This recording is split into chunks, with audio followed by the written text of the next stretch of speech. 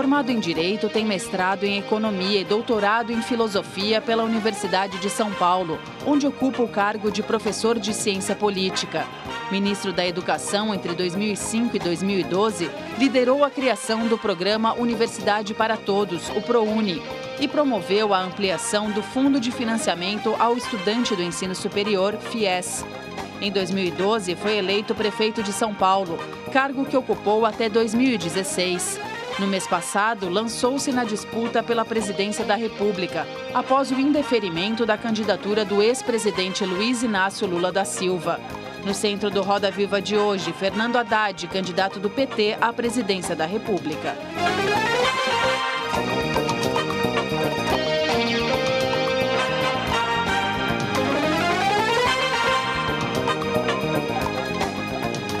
Bem-vindos ao Roda Viva, o mais tradicional programa de debates da TV brasileira.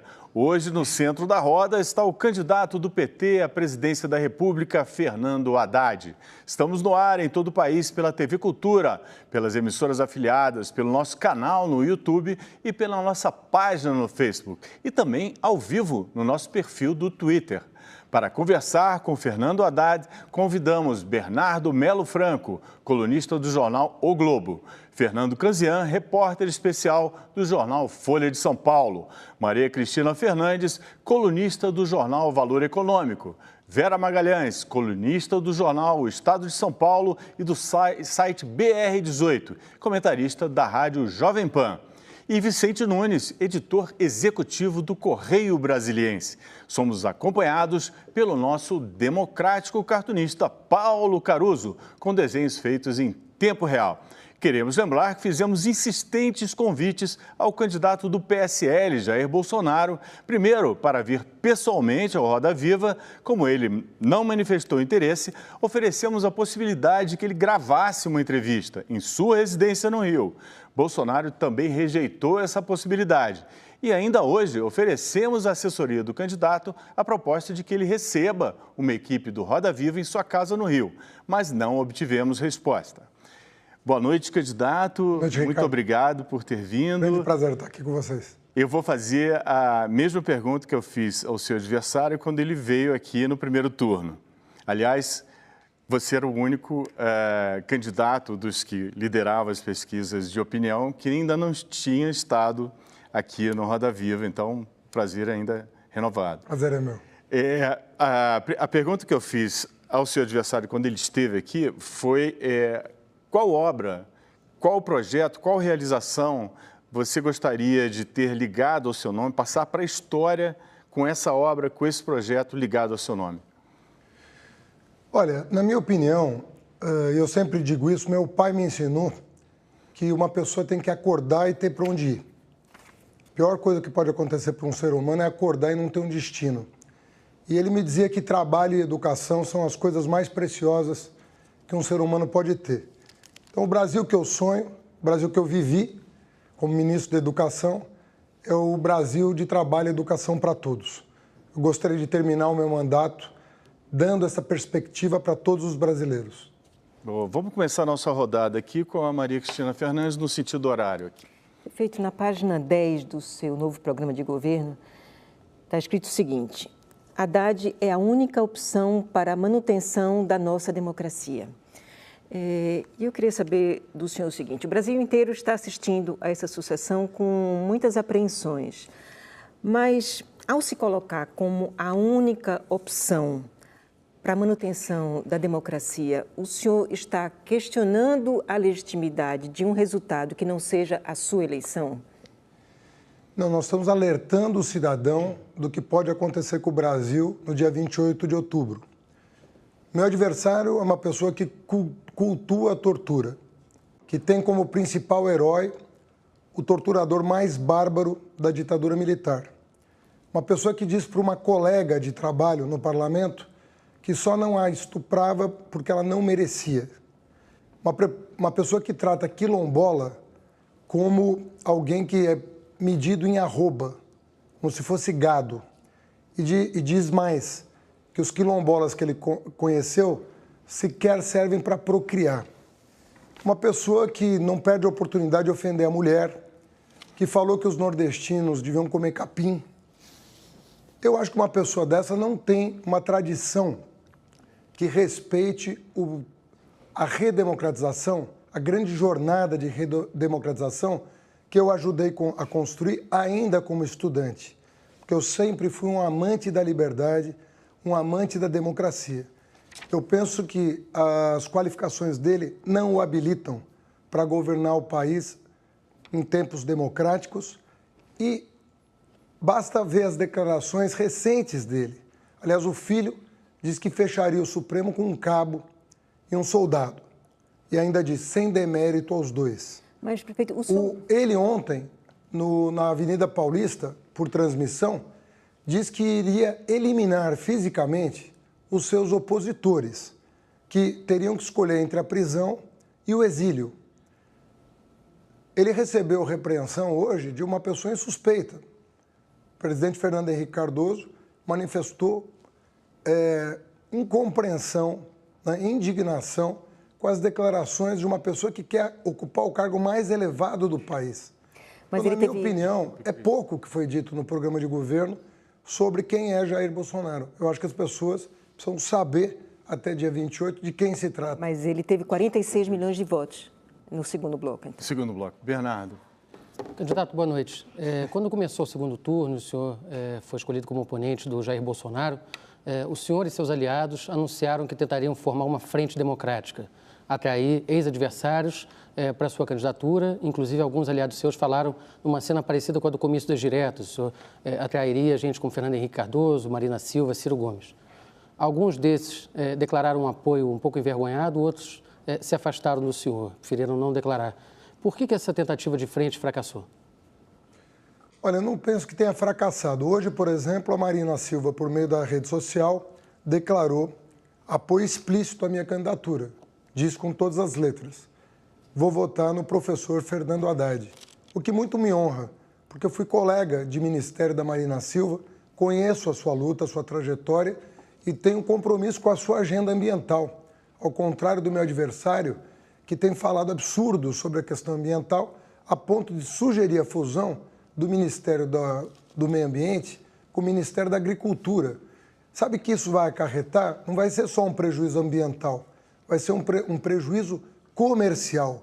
Muitos parceiros comerciais do Brasil vão deixar de importar produtos agrícolas do Brasil pela falta de compromisso com o meio ambiente. Então nós vamos perder mercado se o Bolsonaro for eleito, por razões ambientais. O Cid Gomes, depois daquela aresta, num encontro do PT, mandou um vídeo, aliás, mandou dois. Um para entrar no horário eleitoral e um agora muito simpático, que está veiculado nas redes sociais, dizendo que não há alternativa democrática à minha candidatura e rechaçando a candidatura do meu adversário, que todos os democratas consideram uma ameaça à democracia. Inclusive o Fernando Henrique, que não pode declarar voto a mim em função de questões relativas ao seu próprio partido, tem manifestado um certo inconformismo com uma pessoa da qualidade do Bolsonaro está liderando as pesquisas. Porque todo mundo que lutou por democracia sabe dos riscos que o Brasil está correndo. Uma pessoa que está se cercando de quase que de uma milícia, incluindo os seus próprios filhos, ameaçando o país, ameaçando as instituições. Já disse que não vai respeitar a autonomia do Ministério Público, já disse que ia aumentar o número de ministros do Supremo Tribunal Federal em 10 para poder ter controle sobre a Corte Suprema. Agora o filho disse que precisa de um cabo e um soldado para fechar o Supremo. As coisas que ele verbaliza são contrárias a toda a tradição liberal e republicana que nós estamos tentando construir no Brasil.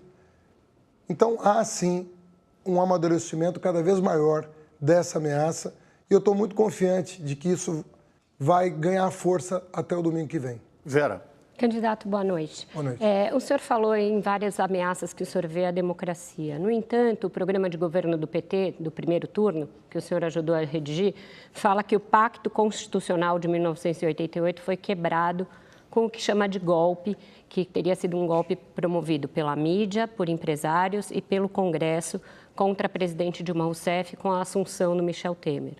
Da mesma maneira, um deputado do PT, Vadir Damus, falou algo semelhante ao que o filho do Bolsonaro falou sobre o Supremo, sobre a necessidade, inclusive, de fechá-lo. Nesse mesmo programa que eu me referi, fala da necessidade de mudar a forma de indicação de ministros do Supremo, sem que fique muito claro de que maneira isso ia ser feito. E o senhor chegou a propor uma nova constituinte. O senhor não acha que estes pontos, tanto programáticos quanto declarações de aliados do PT, eu podia também citar o Zé Dirceu dizendo de tomada do poder, também colocam o PT num campo de ameaça à democracia? Acredito que não, Vera, porque quando deu uma confusão a respeito da redação sobre a reforma constitucional, nós imediatamente retiramos do programa para deixar claro que a reforma constitucional é sempre liderada pelo Congresso Nacional. Como havia lá uma questão que não estava bem equacionada do ponto de vista da redação, nós retiramos com muita tranquilidade. Eu participei, com um pouco mais de 20 anos, da campanha pela Assembleia Nacional Constituinte, com a Ordem dos Advogados, com a Associação dos Advogados, quando eu era ainda estudante do Largo de São Francisco. Eu, com um pouco mais de 20 anos, era a antítese do que representava o Bolsonaro à época. Uma pessoa que enaltecia a tortura, a ditadura e que dizia, naquela época que eu lutava por liberdade, que o erro da ditadura era não ter matado as pessoas, ter apenas torturado. A nossa tradição é democrática. O PT nasceu, inclusive, de uma crítica à esquerda tradicional, rejeitando todas as experiências autoritárias de esquerda, dizendo que esse não é o caminho, nem de esquerda nem de direita, o autoritarismo não interessa, só pela democracia que nós vamos construir uma sociedade mais justa, de maneira que eu me filio a uma tradição libertária e ninguém tem dúvida disso. Tanto é que os democratas estão declarando apoio a mim.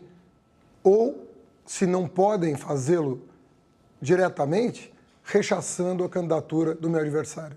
Candidato, a gente vai para um rápido intervalo, voltamos já já com a entrevista com o Fernando Haddad, candidato do PT à presidência da República. É rapidinho.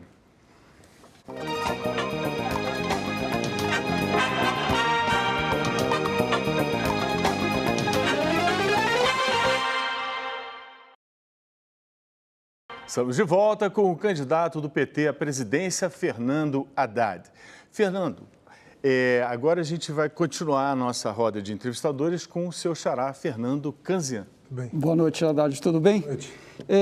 Um dos personagens ausentes desse segundo turno é o candidato derrotado, Ciro Gomes. Ele, assim que acabou o primeiro turno, ele viajou e quem apareceu foi o irmão dele, o Cid Gomes, chamando os petistas de babacas. No primeiro turno, a presidente do seu partido disse que não apoiaria uma candidatura a Ciro Gomes nem com reza brava. Há alguma autocrítica do partido, neste momento, que tanto necessitaria de uma pessoa que chegou com bastante energia no primeiro turno como Ciro Gomes? Qual é a autocrítica que o PT faz no tratamento dispensado ao Ciro? Olha, a Gleisi mesmo diz que não pronunciou essa frase várias vezes. Essa frase está gravada, foi publicada na Folha e a gente tem uma gravação dessa frase, que já foi apresentada. Mas deixa eu falar então a minha opinião, já que eu não sabia.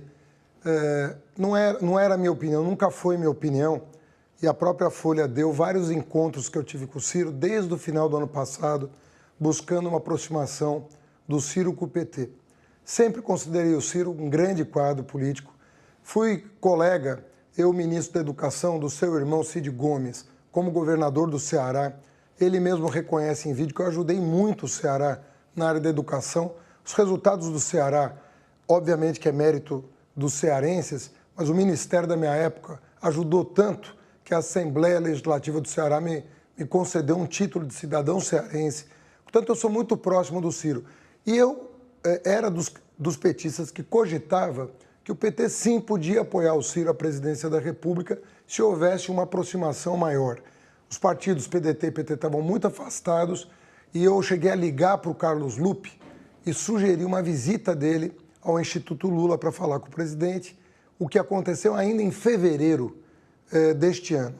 Mais tarde, em abril, eu conversei com o Roberto Mangabeira Unger, que é um dos gurus do Ciro Gomes, professor de Harvard, e eu dizia, por que não pensar numa chapa Lula-Ciro? E em caso do Lula ser impugnado, o Ciro poderia, quem sabe, assumir até a liderança da chapa. Eu sempre agi com muito desprendimento em relação a isso, porque eu acho que o que está em jogo no Brasil é tão sério que, na minha opinião, projetos pessoais jamais deveriam se impor sobre qualquer outro interesse que não fosse o interesse nacional. Eu acho, e repito, Bolsonaro é uma ameaça ao interesse nacional e ao interesse popular. E desde sempre eu acho isso. Desde 2016, quando eu dei uma entrevista dizendo que havia uma ameaça de extrema-direita no Brasil, sem saber quem seria candidato. O Ciro sabe de tudo isso. O Ciro conhece essa história toda. Então, eu esperava e espero que o Ciro dê um alô de onde ele estiver, porque é muito importante para o Brasil que ele se manifeste publicamente. Aguardo ansiosamente o seu aceno, porque nós precisamos ganhar a eleição e governar juntos o Brasil. Vicente. Boa noite, candidato. Quando a gente conversa com os eleitores, a gente percebe que eles não estão votando em Bolsonaro por causa do programa que ele apresenta, por conta das ideias deles. Eles estão votando contra o PT. Há uma onda avassaladora no país aí, anti-PT. A que o senhor atribui isso? Onde foi que o PT errou? Sempre houve antipetismo, desde o nascimento do PT. O PT é o primeiro partido trabalhista de base no país. E eu diria um dos únicos do mundo. E isso sempre significou uma ameaça para aqueles que detinham o poder sem contestação. Então foi visto como uma novidade muito grande, mas sempre houve 25% a 30% de pessoas que rejeitavam o PT. Hoje essa rejeição é um pouco maior, em função de tudo que aconteceu de 2014 para cá. Nós sabemos disso, assumimos que houve erros na condução de alguns assuntos importantes para o país, fiz críticas públicas à questão da Petrobras. Acho que os controles que nós exercemos sobre os ministérios não foram replicados nas estatais, uma crítica que eu assumi. Coloquei no meu plano de governo que o controle nas estatais será igual ou maior do que os controles que nós próprios criamos nos ministérios. Lembro que eu passei pelo Ministério da Educação e deixei um orçamento de 100 bilhões de reais, sem uma contestação sobre um centavo sequer, não só por mérito meu, mas dos controles internos criados. Então eu acho que a gente tem que efetivamente assumir que houve problemas, mas eu sempre insisto em dizer, não é possível jogar a criança com a água do banho. O projeto que o PT representa de emancipação das pessoas, de combate à pobreza, de respeito ao trabalhador, ele não pode se perder no tempo. E por isso que eu assumi o desafio de representar esse projeto, com todos os ônus, com todos os bônus. Eu sou um professor, vivo do meu salário, não tenho medo nenhum de representar esse projeto, que eu considero até hoje o melhor do país. A Vera Magalhães quer fazer uma pergunta, depois a Cris Fernandes. Candidato, na semana passada, diante do surgimento de acusações de que empresas estariam comprando pacotes de impulsionamento no WhatsApp para prejudicar a sua candidatura, o senhor disse uma frase de que bastaria prender algum empresário para que ele confessasse o crime e entregasse a quadrilha, e então dever-se-ia fazer um segundo turno entre o senhor e o Ciro Gomes. Essa frase aí diz para se prender o empresário, sendo que não havia nenhum inquérito instaurado ainda, algo que o PT passou os últimos anos dizendo que era alvo de arbítrio por parte da Polícia Federal, do Ministério Público e da Justiça. Queria que o senhor explicasse em que circunstância deveria ser preso algum empresário antes mesmo da instauração de um inquérito. Eu defendi a abertura do inquérito imediata e defendemos a busca e a apreensão de computadores, o que nos foi negado. Porque eu tenho certeza que se nós fôssemos naquelas 4 empresas que a Folha noticiou e fizéssemos a apreensão dos computadores, com a ajuda do WhatsApp, nós encontraríamos quem pagou por isso. E o pagamento disso é Caixa 2, não tem outro nome. Todo o dinheiro que favorece uma candidatura que não é contabilizado no Tribunal Superior Eleitoral é Caixa 2. Se nós tivéssemos feito a apreensão e identificado a fonte de pagamento, nós poderíamos ter pedido uma prisão preventiva, porque essa pessoa está violando um princípio democrático.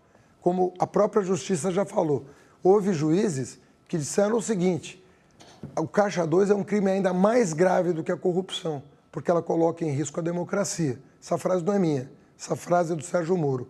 Se isso é verdade, por que não aplicar o mesmo critério nesse caso. Mas a investigação, um minuto, essa investigação de Caixa 2 da campanha Lula, Dilma e Michel Temer levou 2 anos e resultou na absolvição da chapa.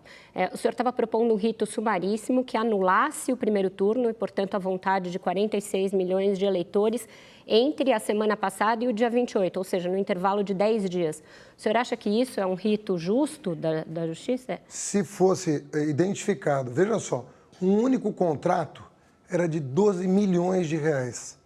A 4 centavos a mensagem, quantos milhões de brasileiros receberam uma mensagem caluniosa a meu respeito e a respeito da minha vice? A estimativa que se faz hoje é que só contra a Manuela Dávila foram emitidos 13 milhões de mensagens pagas com dinheiro de Caixa 2. Se nós pudéssemos evitar o crime, e eu espero que no segundo turno, agora na última semana, a gente consiga ter contido esse tipo de ameaça, eu acho que toda a providência para evitar, depois de tanto esforço que o Brasil fez para criar um fundo eleitoral, para ter o financiamento, dinheiro de contribuinte financiando os partidos, alguém vai violar essa regra depois de tudo que aconteceu? Eu acho que é um descaso. Candidato, o senhor já está se preparando aí para o senhor já está se preparando para o terceiro turno? Não, eu só disse que há tempo de evitar... Caso seja derrotado? Eu disse que, caso a pessoa fosse identificada, a Justiça tinha que tomar providências para evitar o pior. Porque se nós estávamos a 10 dias da eleição, suponha que você identifique um empresário que colocou 12 milhões numa campanha sem declarar. Nós vamos passar a mão na cabeça? Então nós vamos jogar fora todo o esforço que o Brasil fez até agora, em nome do quê? Haddad, Fernandes tem um... Eu queria voltar à questão do primeiro bloco, quando o senhor se colocou no programa como uma única opção para a democracia.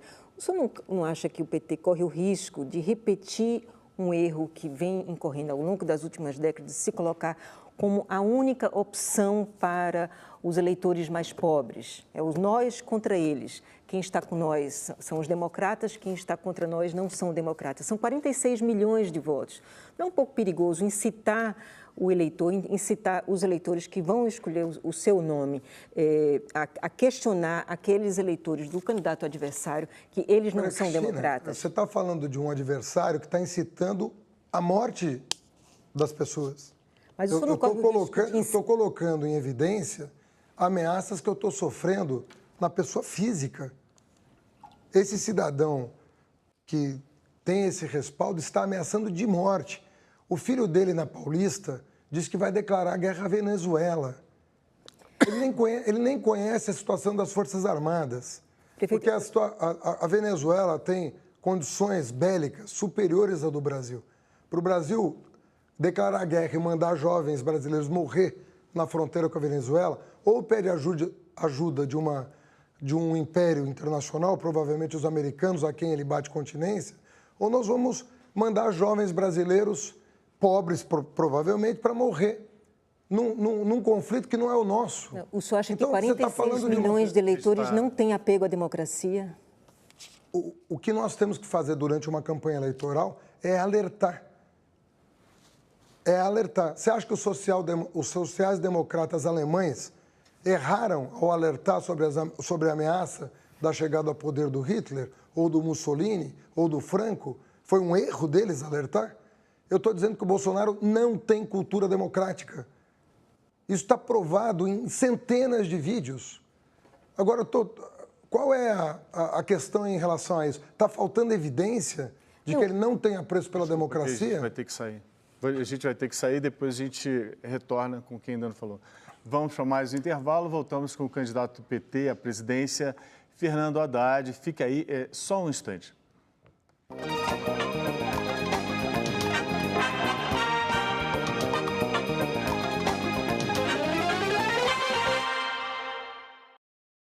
Estamos de volta para o terceiro bloco da entrevista com o candidato do PT à presidência, Fernando Haddad. Haddad, vamos agora para uma pergunta do Bernardo Melo Franco. Candidato, nesse segundo turno, sua campanha fez uma série de mudanças aí, recuou de alguns pontos, como a proposta de uma nova Constituição, tirou o vermelho do PT da propaganda, tirou até a figura do ex-presidente Lula, que no primeiro turno o senhor falava o tempo todo, até começava entrevistas dando boa noite a ele. Apesar de toda essa guinada, até agora as pesquisas não indicam nenhuma recuperação sua em cima do eleitorado que o senhor gostaria de conquistar. O senhor acha que pode ter havido algum exagero nessa transformação, ter passado uma imagem de falta de sinceridade nessa mudança? Acho que não, Bernardo. No segundo turno, nas 4 vezes que nós fomos para o segundo turno, nós mudamos o layout da campanha, nós botamos mais verde e amarelo, nós ampliamos, porque você tem que dar uma ideia de que você não vai fazer um governo só de um partido. Senão você não conquista 50% mais um dos eleitores. Se você observar, em 2002 fizemos isso, 2006 fizemos isso. Eu não tenho nenhuma dificuldade de dizer da minha relação com o Lula. Considero o Lula o melhor presidente da história do país. Acho que ele foi injustiçado. Espero que a justiça reveja a sua sentença. Li o processo de cabo a rabo, as principais peças. Não achei no processo, com toda a sinceridade. E eu prefiro estar tranquilo com a minha consciência do que querer ganhar um voto falando que eu não acredito. Não achei no processo uma única prova que desse consistência para uma sentença condenatória e acho que os tribunais superiores terão a oportunidade de fazer a reparação. Então não tem nenhum problema com isso, jamais vou negar minha filiação, minhas relações pessoais, meus apoios, faço isso com total transparência. E insisto em dizer, eu represento um projeto que, na minha opinião, precisa ser resgatado. Houve problemas? Houve, eu já admiti em várias entrevistas, não tenho nenhuma dificuldade com isso. Houve crimes de alguns? Perfeito. O senhor acha que houve crimes de alguns ou só erros e problemas? Houve, na minha opinião, provavelmente sim. Eu ainda não tenho ninguém julgado em última instância, o que dá a prova final de que a pessoa é culpada, e eu sou constitucionalista. Eu acho que enquanto houver recurso, a pessoa não deve ser considerada culpada na forma da Constituição. Acho um erro a imprensa, todo mundo condenar uma pessoa antes do trânsito em julgado. Mas, certamente, teve pessoas que usaram o financiamento, o financiamento de Caixa 2, por exemplo, o financiamento ilegal de campanha, para enriquecer. São 2 crimes, financiamento de Caixa 2 e o enriquecimento, que é ainda mais grave, por isso que tem uma pena maior. Então, eu acredito que teve gente que se valeu disso para enriquecer. E sou a favor de punição exemplar para essas pessoas. Haddad, o Canziano. Candidato, 2015 e 2016 foram anos que marcaram aí a pior recessão da história recente do Brasil. Isso foi produzido ao longo do segundo governo Dilma, nos 2 primeiros anos do segundo governo, e a gente entrou nessa crise aí que estamos aí até hoje. Se a gente olha a candidatura do seu opositor, o Jair Bolsonaro, cada vez que ele sobe nas pesquisas, o dólar cai e a bolsa sobe. E o mercado tem um medo das políticas que o PT venha a implementar. Não tem alguma coisa errada no discurso do PT, olhando para esse indicador que o mercado dá? Quer dizer, o PT tem o discurso de que o mercado são os grandes empresários, etc., mas o mercado somos nós, né? São as pessoas que têm algum dinheiro no banco, são as pessoas que estão empregadas. Não tem alguma coisa fora do lugar no discurso? Esse indicador do mercado não mostra isso? Fernando, o mercado não funciona assim. Você tem grandes especuladores no mercado que lidam com muito dinheiro. Pouca gente sabe, mas eu fui analista de investimento do Unibanco durante quase 2 anos. Eu trabalhava do lado de mesa de operação. E, infelizmente, eu te digo o seguinte, não é assim que funciona. Os movimentos especulativos de mercado geralmente prejudicam o pequeno poupador. Aquele que tem um volume grande de recursos usa da boa-fé das pessoas para ganhar dinheiro. Mas por que o dólar sobe e a bolsa cai com as propostas do PT, por exemplo? Então, vou te dar um exemplo. Se eu chegar amanhã, vamos supor que 1 mês atrás, agora nós estamos um pouco em cima da eleição, se 1 mês atrás eu dissesse, vou privatizar tudo, como disse o Paulo Guedes, vou vender tudo que eu puder, depois voltar atrás, vou vender tudo que eu puder, o dólar ia cair, e a bolsa ia subir. Por quê? Porque são movimentos especulativos para comprar patrimônio público, mesmo a bolsa subindo, abaixo do que efetivamente valem. Haddad, você vai vender alguma coisa? Hã? Vai vender alguma estatal? Eu não pretendo vender Nenhuma? Não tem nenhuma estatal no meu radar para ser vendida. Nem aquela do trem-bala? Inclusive, não, mas daí você faz fusão, você faz um outro tipo de arranjo, né? Mas olha só o que o meu adversário é capaz de dizer. Ele falou que vai vender todas as estatais criadas pelo PT. Eu criei uma que gerencia os 47 hospitais universitários. Hoje, os 47 hospitais universitários das universidades federais estão debaixo de um guarda-chuva de uma empresa para fazer uma gestão empresarial dos hospitais, ganhando eficiência. Melhorou enormemente a questão dos hospitais universitários. Você vai vender a empresa de hospitais universitários do país, para quem que você vai vender? E as universidades vão ter cenário de prática aonde? Vão ter que alugar leito hospitalar para capacitar os nossos médicos? Quer dizer, são ideias de quem desconhece completamente a máquina pública. Mas não tem nenhuma estatal ali que dê para vender? Nesses casos, tem muito estatal. O PT criou 50 estatais. Tem estatal que só tem nome de estatal. Porque, na verdade, são repartições públicas. Encargo, portanto. E que são dependentes do Tesouro. Então, por isso que eu sou a favor Muito de dependentes fundir do Tesouro. Porque aí você elimina vários cargos, você faz uma fusão delas. Dinheiro que podia estar indo para a educação, para a saúde, para inclusive. quem a empresa do trem-bala, por exemplo? Pode acabar com ela. Pode só fechar. A EPL, Exatamente. ela é um cabide de emprego, ela tem quase Então, 200 funcionários para produzir nada, quase 200 funcionários para produzir nada. Nesse caso, o que você faz? Você faz um enxugamento. Não é como eu fiz aqui em São Paulo. Aqui em São Paulo eu não eliminei nenhuma estatal, mas eu enxuguei as estatais. E o trabalho que eu fiz em São Paulo foi tão bem avaliado que a cidade de São Paulo é das únicas do país que tem grau de investimento. Por que São Paulo tem grau de investimento? Porque eu enxuguei a máquina sem estardalhaço, sem alienar patrimônio. O Dória anunciou que ia vender patrimônio, não vendeu nada. Também tem isso, que às vezes a pessoa anuncia e não faz nada. Um ano depois ele se mandou da prefeitura. Então você vê, São Paulo tem grau de investimento, enxuguei a máquina pública, cortei 13% do custeio, bati recorde de investimento em 4 anos, 17 bilhões, renegociei a dívida, mandei para a Câmara Municipal a reforma da Previdência nos moldes que eu considerava justos para os servidores, só afetando a vida dos entrantes e não dos servidores já contratados. Tudo isso eu fiz. Ganhei selo de grau de investimento. Mas o eleitor eu estou concorrendo com uma pessoa que não administrou um boteco.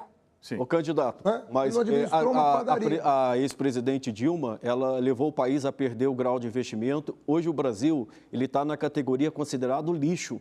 Se você for, assim, ele está lá embaixo, né? Quando a gente pega a escala, ele está 3 níveis abaixo do grau do investimento. Vicente, hoje nós estamos numa situação melhor do que a herdada do governo Fernando Henrique Cardoso. Mas não na avaliação das agências. Deixa eu te falar que eu sou economista e entendo disso. Hoje nós estamos num grau superior ao herdado do governo Fernando Henrique Cardoso. E vocês não chamavam o Brasil de lixo à época.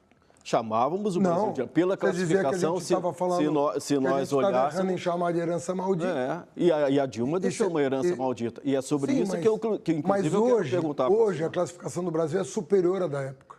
Tá. E eu não estou criticando aqui Sim, mas tudo bem, mas perdeu o grau de investimento. Estabilizou a economia, tem seus méritos. Depois também cometeu equívocos na política econômica. Inclusive, eu queria fazer a pergunta... Com hiperinflação, estabilizou a moeda. Errou aonde? Errou no câmbio. Todo mundo avisando que ele estava errado no câmbio. Errou no câmbio, perdeu a eleição em 2002. Então, é da democracia. Governos erram e acertam. Erram e acertam. A Dilma errou quando começou a querer administrar a inflação e emprego com base em preço público. A nova matriz econômica. Desoneração. Foi alertada. Depois, quando ela tentou corrigir, o que aconteceu? A oposição começou a sabotar a correção. Em vez de ajudar o Brasil, isso não foi reconhecido por mim. Hoje eu conversei com o Tasso Gereissati, porque disseram que eu não entendi a mensagem que ele disse no primeiro turno, porque no primeiro turno ele falou, nós erramos em entrar no governo Temer, nós erramos com as pautas bomba, ele admitindo. E esperavam de mim que fizesse um aceno para o PSDB à época, que eu não fiz. Hoje eu liguei até para restabelecer relações com uma pessoa de quem eu gosto muito. uma pessoa, um senador muito aprumado, na minha opinião. Pouco tarde, né? Ligar agora... Não, sabe por que eu liguei para ele? Deixa eu te falar.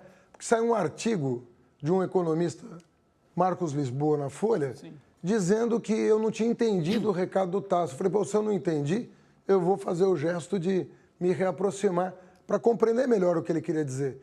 Mas ele próprio dizia, olha, a Dilma errou, mas nós reincidimos, nós também erramos ao aprovar as pautas-bomba com o Eduardo Cunha.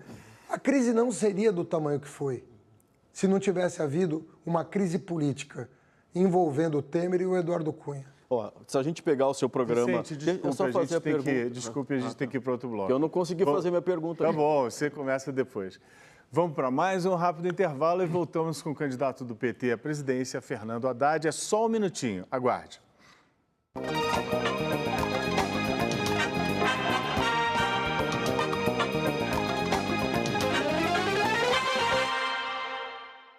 Estamos de volta para o quarto e último bloco da entrevista com o candidato do PT à presidência, Fernando Haddad.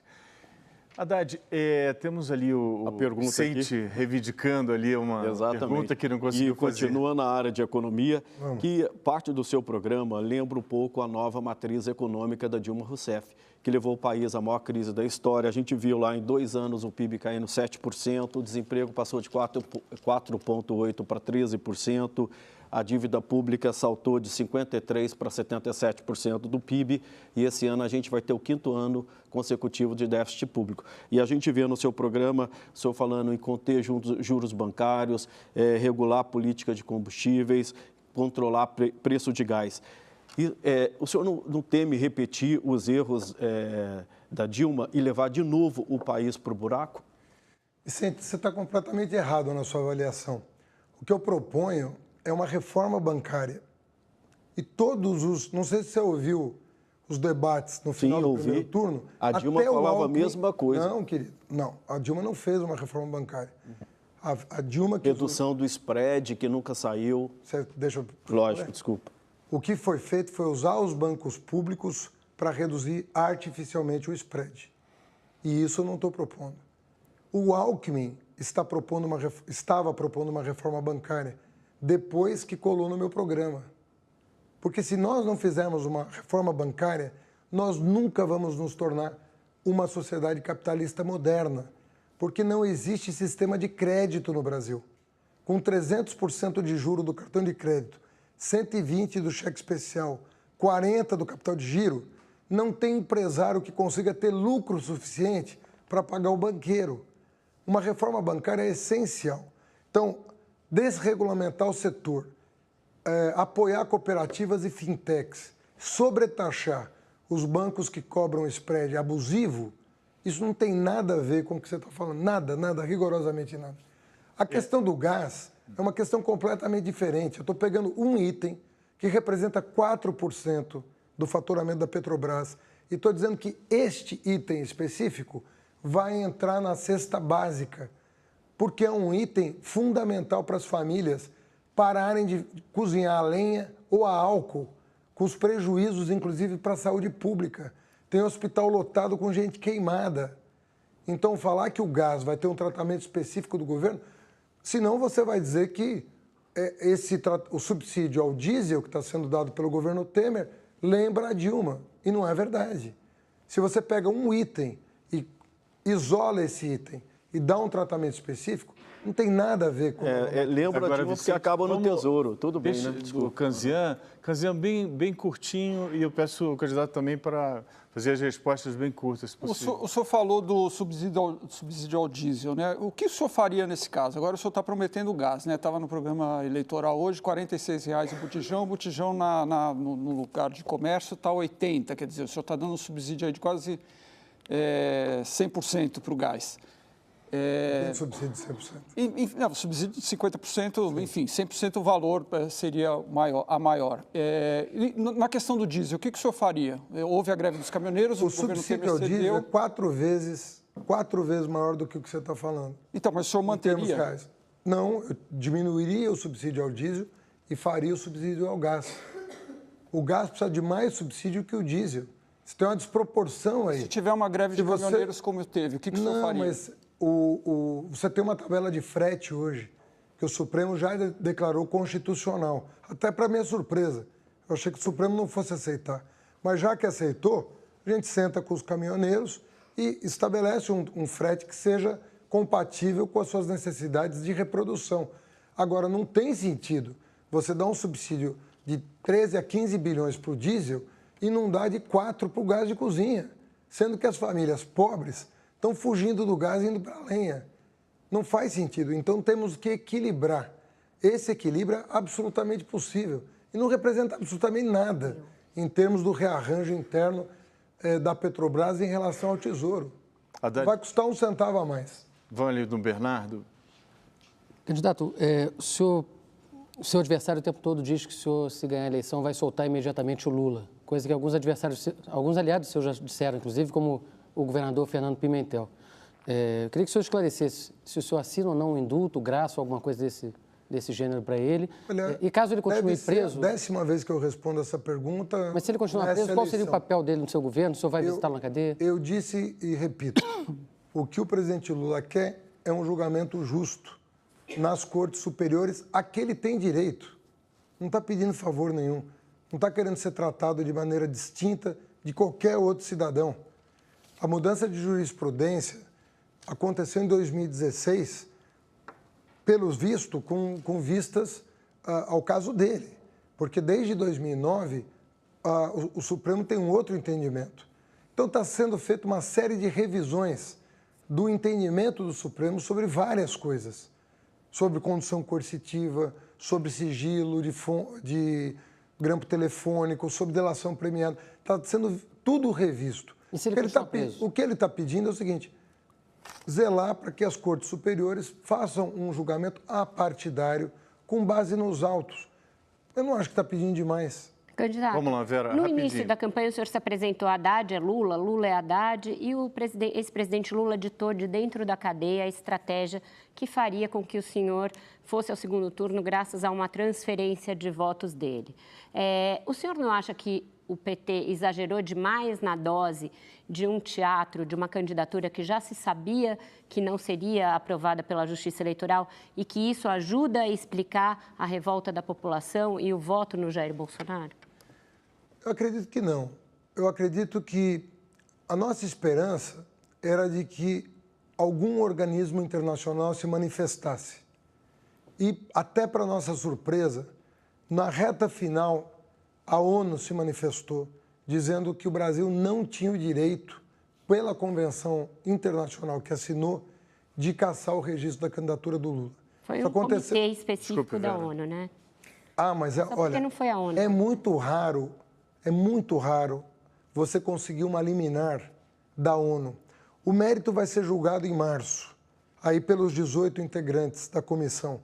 Eu tenho certeza que o julgamento vai ser favorável a ele. Mas mesmo sendo uma liminar com 2 votos, você pode ter certeza, investigue. É muito raro a ONU se valer de um tratado internacional para recomendar fortemente às autoridades locais que tomem uma determinada decisão em prol dos direitos políticos de alguém. Isso tem pouquíssimos precedentes no mundo e nós conseguimos isso. Quando nós conseguimos isso, nós imaginávamos que tínhamos uma chance de manter a sua candidatura.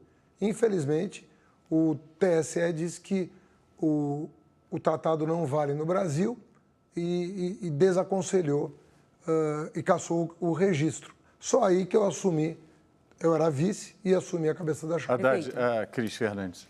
Neste novo programa do segundo turno, o senhor acrescentou no capítulo de finanças que o Banco Central manterá sua autonomia e retirou também o compromisso do mandato do presidente do Banco Central com o mandato dual, compromisso com a inflação e emprego, e deixou o mandato com o destino de controlar a inflação.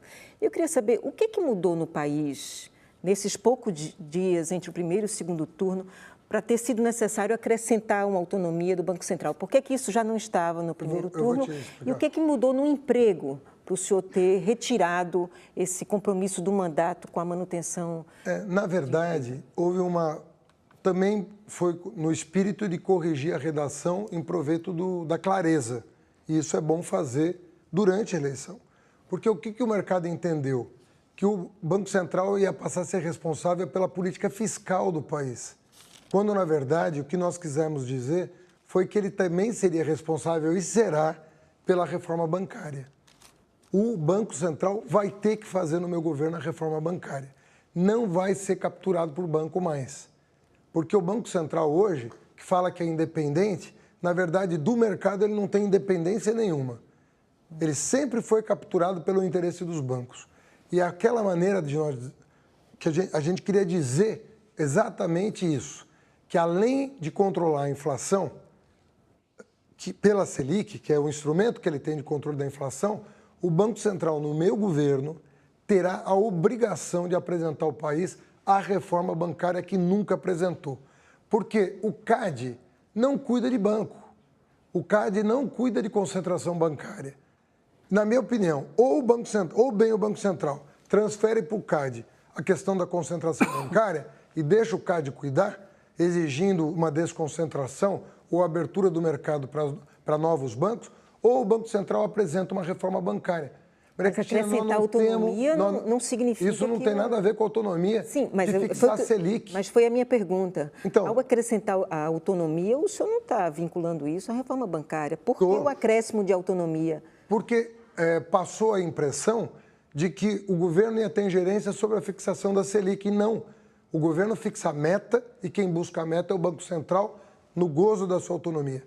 Uma outra questão é a reforma bancária. Se nós não fizermos a reforma bancária, nós não temos futuro, sobretudo depois das mudanças no BNDES. Não vai ter mais subsídio a crédito no Brasil. Como é que os empresários vão ter uma linha de financiamento interna se a gente não fizer a reforma bancária? Sem o BNDES e sem a reforma bancária, não haverá crédito para a produção no Brasil. Simples assim. A gente está, infelizmente, terminando o nosso tempo. Queria fazer um ping-pong rápido, se eu pudesse responder bem rápido pois também. Um erro e uma lição que o senhor tem aprendido? Na política? Não ter feito a reforma política. Boa. E o senhor tem um ídolo, assim, na história do país? Na história do país? Uhum. Tem vários. Por exemplo? Eu gosto... um único, é que é difícil citar um. Olha, dois, diga. Vou citar o Juscelino. Tá ótimo. A sua música predileta? Tem uma música que eu gosto muito do Gilberto Gil, que chama O Fim da História, que eu tenho ouvido muito recentemente. E o seu filme predileto? Um Sonho de Liberdade. E o seu livro? Memórias Póstumas de Brás Cubas, do Machado. Uhum. Tem uma frase, um verso? Quem salva uma vida, salva o mundo inteiro. É bíblica. E, se não me engano, do Torá também. Uhum. Muito obrigado, candidato. Obrigado. Muito obrigado por ter vindo aqui. Estamos chegando ao final de mais essa edição do Roda Viva. Agradeço a participação do Bernardo Melo Franco, do Fernando Canzian, Maria Cristina Fernandes, da Vera Magalhães e do Vicente Nunes. E do nosso cartunista democrático Paulo Caruso. Agradeço também a você que nos acompanhou até agora, especialmente ao candidato Fernando Haddad de ter feito essa gentileza de ter vindo aqui ao Roda Viva. Muito obrigado, candidato. Voltamos a lembrar que fizemos insistentes convites ao candidato do PSL, Jair Bolsonaro, primeiro para vir pessoalmente à Roda Viva e, como ele não manifestou interesse, oferecemos a possibilidade de que ele gravasse uma entrevista em sua residência no Rio.